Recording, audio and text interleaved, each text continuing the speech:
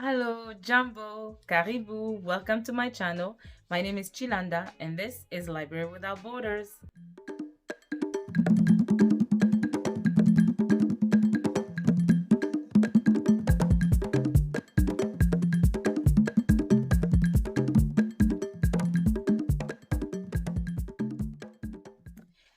All right, guys, I hope you are doing great because I'm doing fantastic. Now, because of the content of this video, I wanted to dress up in honor of the late Maya Angelou. That's the book I will be reviewing today. I Know Why the Caged Bird Sings. Y'all read the book? You probably did. I am late, I know. This book was actually suggested by my brother who doesn't follow me. But that's fine. He suggested this book and boy, oh boy, I love it. I love this book. First of all, I want to say that I laughed so hard at the beginning. There's some scenes in there, like the church scene. Preach it. You know the preach it scene? Oh my god. I was dying. I'm actually gonna post a little clip about me laughing because I was crying. You know that laugh where you're crying? That's how much that part made me laugh. But also I cried. There was the rape scene. Also, I'm sorry, should have mentioned that at the beginning of the video, guys. There are some triggers. There are some heavy subjects being discussed in this book. It is her autobiography, and if you know a little bit about Maya, she was raped when she was very young, and Please, let me go. If you scream, Maya, I'm going to have to kill Bailey. What are you doing, Mr. Freeman? What are you doing? I cannot imagine, especially that I have a 7-year-old daughter, just imagining that scene, because for me it was almost my first time reading something so brutal. I mean, I know I hear about it, we watch certain things, but you never really imagine the scene until you read from someone who went through it. And oh my god, my heart was breaking. Like at first, when her mother's boyfriend, and I'm jumping into the story, but I'm gonna follow me, guys, okay? It's gonna make sense. It's just because I started talking about it, so I want to finish with that part because I really hated it. But it is the boyfriend of her mom who lives in California. She was alone with him. Guys, this thing about trusting your young kids with your... that's just not a good thing. No matter how much you think you know this person. Like, anyways, she was sitting on him. And at first I thought it would end because the first day it's fine. Because I think there's... guys, I can't even talk about that scene. I really can't talk about that scene. But I just have to say, my heart was breaking so hard when she described that scene that it just happened. It's my heart. So anyways, apart from that, let's talk about I Know Why the Caged Bird Sings. So it's essentially about her life. She was sent or shipped to Stamps, Arkansas to live with her grandmother. And she calls her grandmother Mama. And her grandmother also lives with her son, who's the uncle of Bailey and Maya Johnson's father. Now, why they didn't want to keep their kids, it's a bit unclear. She doesn't really talk about it because she does go back a few years after to live with her parents. But anyway, so she lives with her grandmother, and her grandmother is very religious. So she grows up in a household where everything is Jesus and God and Bible and church. And one thing about Maya is the way she just speaks about these people in church. For example, when she talks about that scene with the Reverend Taylor who gets punched in the church and then they start fighting, like, man. And then the way she says that she couldn't laugh because her grandma would like beat her. And also Maya talks a little bit about how she was very shy and she had issues with remembering her lines at times. Also the fact that she spoke about herself not being pretty. That comes a little bit later. Maya talks about the pains of growing up during a time, I believe it's maybe after the Civil War. Should have researched it. And the deep racism that's rooted in that part of the country. At some point in the book, there's this scene, oh my gosh, guys, like, whew, a deep breath, because there was some feeling that arose inside of me from reading certain parts in this book, and I was just like, ugh. But she talks about these white kids that are traveling, and then they're seeing mama. And her mama, grandma, tells her to go inside while these kids basically are mocking her, like these little kids. And at some point, one of those kids just gets on her hands and her legs up, and she's butt naked and flashes mama.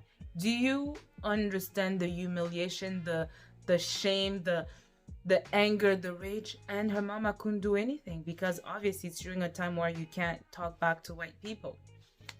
That scene, just among other many scenes, just literally made me so angry. And I was just like, I can't, every time I read these kind of books, I can never get the fact that these times existed and some people were created to go through such cruel times. I can't. Maya also talks about being close to her brother. Like, her brother was her anchor. And I love the relationship they had. They loved reading books. They loved reading stories. They would share these books. So I really love that. Fast forward, before the rape scenes happens, her father comes to get Maya and her brother so that they can live in California with their mother. They go, and both don't have a relationship with their dad. He's a stranger to them, all right? But anyways, they go and they live with the dad for a little while, but also they live with the mom because the dad and the mom are not together. They live separately. They have their own lives. So she goes to live with her mom, and she describes how her mom is gorgeous, is beautiful, and how Bailey as well is beautiful because he looks like her mom, but she doesn't look like anyone, like not even her dad. And she described herself as like not being pretty and stuff like that. And that just kills me that at such a young age she was already aware of like her body and the fact that she wasn't pretty, like. But anyways, so she lives with her mom, and although they have a relationship with the mom, it's not always pretty, you know, they don't always understand each other. Fast forward, without going back to the rape scene, her mom does discover what happened because Maya essentially didn't want to tell anyone because the guy had threatened her and told her that if she did tell anyone, he would kill her brother. So she didn't want to tell anyone. But her mom does discover what happened, and they go to court. And the court being unjust, he still kind of got away with it. They didn't charge him. In this book, Maya describes her uncles, her mom's brothers, who are known in that city as being quite notorious in dealing with people, and sometimes violently. What happens after is that that guy was murdered. Now, no one ever said that it was the uncles, but I believe Maya knew that it was them who dealt with her rapist and killed him. So after that, Maya decides that she won't talk to anyone because she's obviously traumatized, not only by what happened to her, but also because she knows that because of the fact that they found out this guy was killed. All of it, she takes blame for it, which is absolutely horrible to have such weight on you at 8 years old. Absolutely horrible. Fast forward, guys, she goes back to live with her grandma because obviously the parents are not able to make her talk. So she goes back to live with her mama. And even there, she won't talk until she meets this teacher who she absolutely gravitates towards to. And she enables her to talk by showing her this book about poetry. And from that point on, she's able to read these poems and she's able to talk again. So she lives with her mama. And as I mentioned before, they live in a store, and her family is among the few prominent family who are able to get by with the things that they sell in that store. And that's how they were able to survive and live. And as I said, her life evolved a lot around religion. And I just want to read you a little excerpt of the book, this part in the church. Even if they were society's pariahs, they were going to be angels in a marble white heaven and sit on the right hand of Jesus, the Son of God. The Lord loved the poor and hated those cast high in the world. And he himself said it would be easier for a camel to go through the eye of a needle than for a rich man to enter heaven. They were assured that they were going to be the only inhabitants of that land of milk and honey, except, of course, a few white folks like John Brown, who history book said was crazy anyway.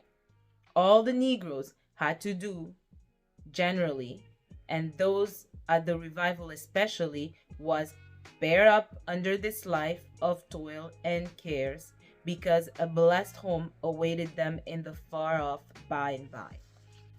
The reason why I mention this part, guys, is because as Black people growing up in the church, that's why we were taught to focus on the afterlife, so that whatever's happening to you here, it's okay, it's fine. Like, almost like, do not aspire to be rich or to want the world, because everything awaits you in the afterlife. But tell me, who among us has died and can vouch for real, outside of Jesus, okay, can vouch that they died and they went in the afterlife and they saw all the heaven and the beautiful temples or things that they describe made of gold, and tell us that, yeah, guys, you guys don't need to be rich here, it's all there? Who has died and truly come back and can vouch that there's such thing? But she was growing up in a society where, as she says, Negro had to be satisfied with the meager rations of things they had, with the way they were being treated, with the way they were being poor.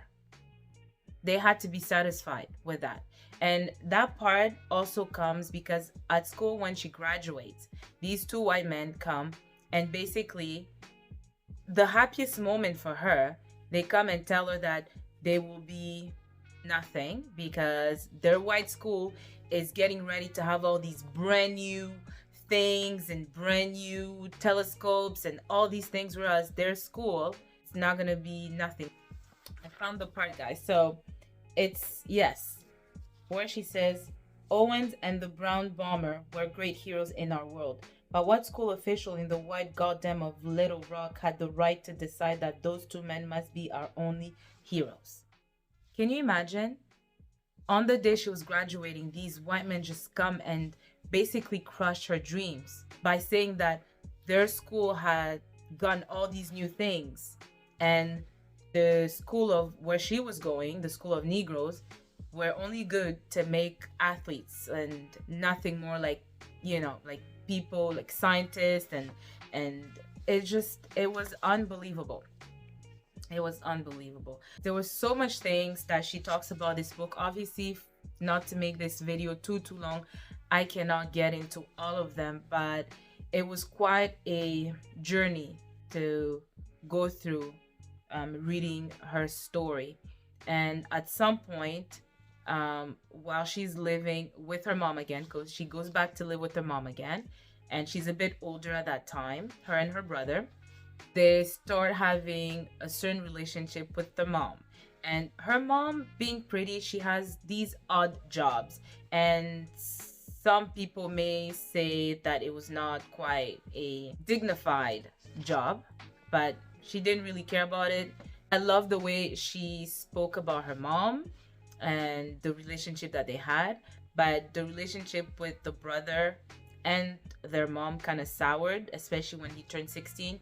He moved out because they were not getting along, and also the relationship between her and her brother kind of soured as well. He cared about her, but he just needed to be a man and fend for himself.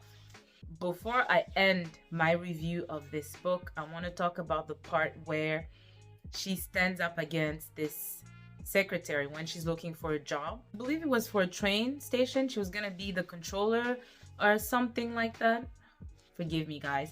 But yeah, she kept going back to that lady and demanded that she see the manager and be hired. And she was finally among the first black woman to work for that particular job, that at the train station. Correct me if I'm wrong. But I love her persistence, her perseverance, but also her fearlessness. Like throughout the book, the way Maya speaks out is absolutely like woke. Like she did not fear the white man or woman. And she would talk about whiteness and almost like at some point she's like cursing the whiteness in this book. Like I love the way she was so free with her words. She does get pregnant when she's really young, like at 16 years old. She is pregnant with her son, her only son. And that's actually where the book ends, you know? Like I said, there's some in-betweens that I can't really talk about. And on that note, guys, that is essentially a little bit of my thoughts on this beautiful book of Maya, or by Maya Angelou. And I hope for those people who didn't read this book already, which I'll be shocked. I hope you'll pick it up because there's a lot of amazing content inside that I obviously could not share with you guys. And I hope you can take the book and read it for yourselves. And for you guys who've read the book, like, am I right in everything that I mentioned? Like, am I right? This book was fabulous, and I heard that some people read it in high school. That's wonderful because I didn't get the chance to read it in high school. I was forced to read other books, but that's okay because I'm all caught up now. So yay for me. All right, guys. So on that note, I hope you enjoyed the content, and I hope that you will like the video, you will subscribe for sure, and don't forget your notification bell so that when I put more contents out, you are notified and you won't miss it. So thank you again for watching this content and staying with me through it all. Okay, I hope to see you in my next video. Ciao. Sister Monroe broke through Stay the cloud blessed. of people trying to Ciao. hem her in and flooded up to the pulpit. She didn't stop this time, but continued immediately to the altar. I bound for Elder Thomas Gray. I say preach it.